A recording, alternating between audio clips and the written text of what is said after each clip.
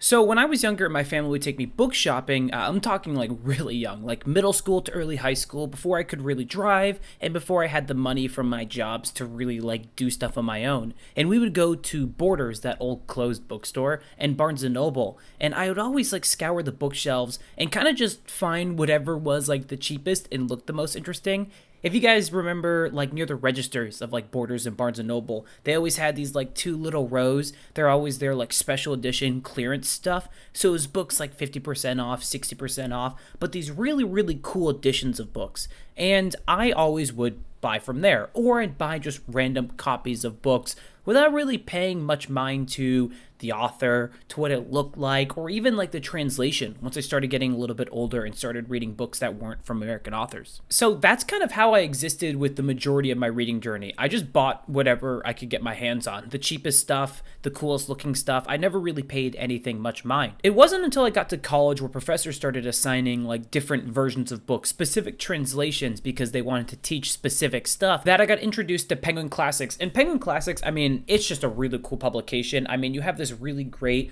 like slick black spine with this really amazing cover. But to me, what made me really love Penguin Classics is the introduction stuff before all the books. And yes, Penguin Classics is like this classic publishing company that everybody knows about, but I found myself smitten with the introduction section of these books because I was really someone who loved historical context. I loved seeing what made authors tick, what background stuff influenced, what historical events, social dynamics, anything that made an author really reflect and write the world around them in the books that I was reading. And it wasn't until this time that I kind of started paying attention to like publications, to translations, to authors, to how books were basically being produced, because I started to learn really quickly that different companies made books different ways.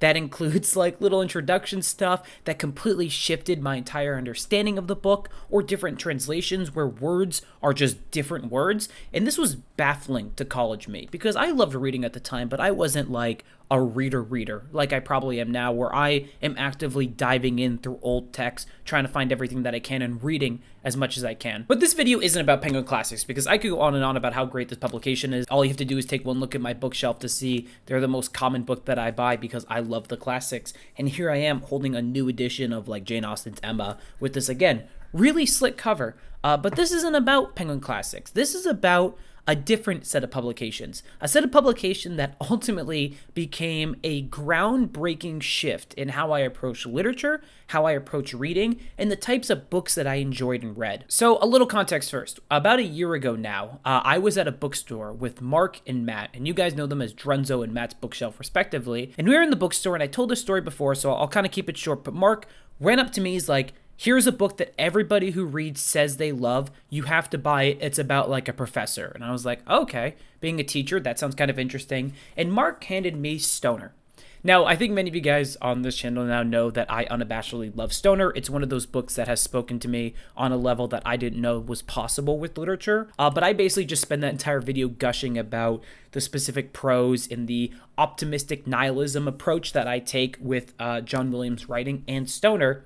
But I read this book, and I was so enthralled with it that, you know, I looked more at something called NYRBs. This little cool spine that just says NYRB on here. And Mark at the time was like, yeah, this publication's really great. He started buying some more, and I kind of looked more into it. I dove head first into looking at these things called NYRBs. And if for some reason, I think most of you guys do know, but NYRBs are the New York Review of Books, which is basically like a big onset company that deals with like literature review, author interviews, but they also have their own publication thing, which is just the New York Review of Books. And their subsection of their publication company, which is a subsection of their major company, is called NYRB Classics, which is this really great company that focuses on getting out of print books and then putting them back into print, and then taking translations and then putting them all back into print. If you guys are really into movies or like movie history or movie culture, they're basically like the criterions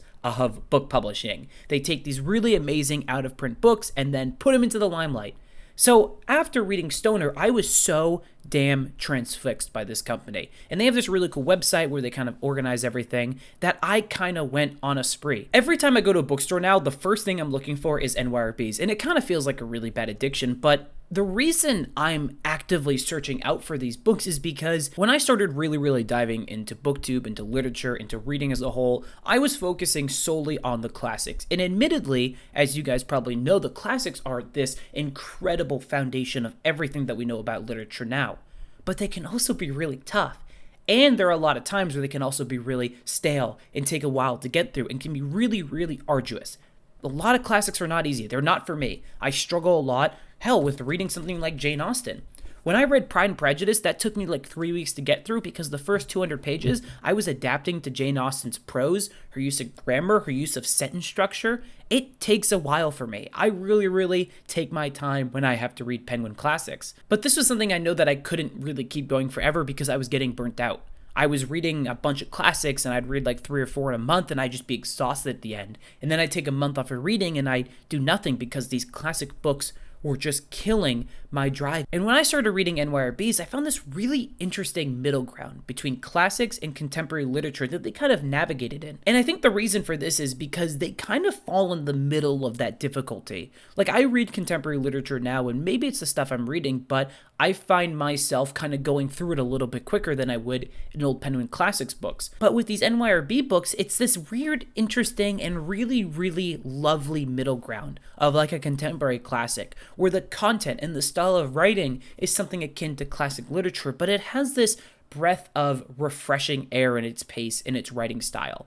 I'm currently reading a book by Eileen Chang called Naked Earth, and I am flying through this book. I have absolutely zero idea what is going on in it because it's about Maoist China and that kind of era of like Chinese history that I was just not familiar with. So I've had to do a bunch of research to figure out what the hell is going on in this book, but I've loved every second of it because Eileen Chang has a really interesting writing style where she's writing in this really beautiful prose that feels like it's this middle ground between contemporary literature and classic literature. The style, the grammar structure, all feels like it's kind of in that classic era, but there's something kind of mesmerizing about the prose, the sentence structure that feels like it's classic literature, but ultimately you kind of read and kind of consume at a contemporary literature pace. And this isn't like, I hope this doesn't come across as me criticizing any form of this literature, because it's not. I am just trying to vocalize my weird obsession with NYRBs over the past year and how they are single-handedly like creating this interesting middle ground of classic and contemporary literature in not just like its content, but its prose. I think the biggest point I want to make here today is not just about the prose and its middle ground between classic and contemporary literature and how it's basically contemporary classics, but its impact on me as a reader. Because I am someone who I feel like everybody else goes through major swings of confidence when it comes to being a reader. There are a lot of times when I open up a book, read the first paragraph, and go, I can't do this. Like, I'm not good enough for this. I'm not like talented enough as a reader to be able to accurately understand this book. One paragraph in. When reading NYRBs, I have never once felt that. And I don't know what it is about the style of writing or anything, or maybe it's just the stigmatization and I'm judging books by its cover. I don't know. Maybe it's a placebo effect. Who knows? But I always feel like NYRBs and the specific books they choose to put out for publication always do an incredible job of just bringing the reader in and making you feel comfortable and making you feel like you are good enough for this journey, which again is something that I know might sound a little ridiculous, but for me, as someone who feels like they've gotten into reading kind of later in their life, which again doesn't make any sense. I'm almost 24 and that doesn't really make any sense, but I see everyone here reading incredible things, and my high school was really weird in the books they gave, and it's just a whole thing. But I feel like when I read NYRBs, I do feel myself growing as a reader. There is this really great book that Matt and Mark have both read called The Recognitions by William Gattis. And it is maybe one of apparently the hardest contemporary books out there. It's like Gattis and Pynchon and all that kind of stuff. And I own it, and I'm going to read that one day. It's part of my 2022 reading list, and I will read it this year. Mark and Matt have already gone through it. They've said it's like one of the greatest books ever. But I feel like as I slowly build up on these NYRBs that I can eventually tackle this humongous challenge of a book. But I don't think I'd be able to do that if I was reading at my current stuff, going slowly through classics, because every time I was reading like classic literature, I for some reason felt my confidence dwindling. Like I was discovering how inexperienced I was as a reader every time I finished a book, and how the depth of information in the world just goes larger and larger the more and more you dig.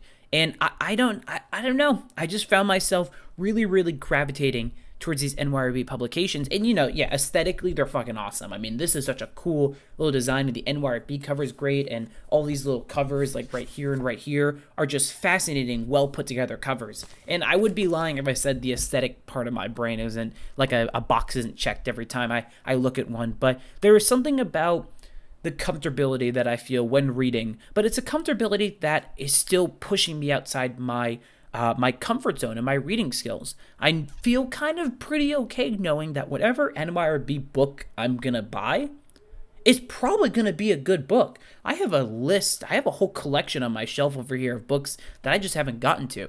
But I can look at them and anytime pick up one of them and go, this is probably gonna be a very good read. And that's, I think, the biggest strength of NYRB. They seem very deliberate in their choices of which books they're going to publish. So it kind of creates this really well curated reading list of stuff that is just endlessly good for as many people as possible. And whenever I feel like reading maybe a book by an LGBTQ author, a black author, a book about historical fiction, a book about realistic fiction, a book set in like Chinese culture that I was not aware of, or a book set in an American collegiate institution. They have everything. And I know this kind of sounds like an ad, and I promise they definitely are not sponsoring this video. But the other thing that I really love about this is they actually have like a book club thing where you pay like a way too much money for the book club, and each month they send you a specific book that they have for the month. And so far the books have been really interesting. I've read about 2 of the 4 so far that I've gotten, but the ones I've gotten have all been like different styles. One was a book of poetry, the other one was Women Running in the Mountains, which I reviewed in my Some Fun Book Recommendations. The other one is this collection of prose and short writings. And then another one is just a straight up novel. They are sending a bunch of different stuff to you. And it's just incredible because every time I get one of these books and I see it's different, I go, okay, like I know I'm in good hands, and I know that if I read this and make it through it, I'll probably be a better reader at the end of it. I think ultimately the point I'm trying to make with this video is that I love NYRBs because they have made me feel more confident as a reader.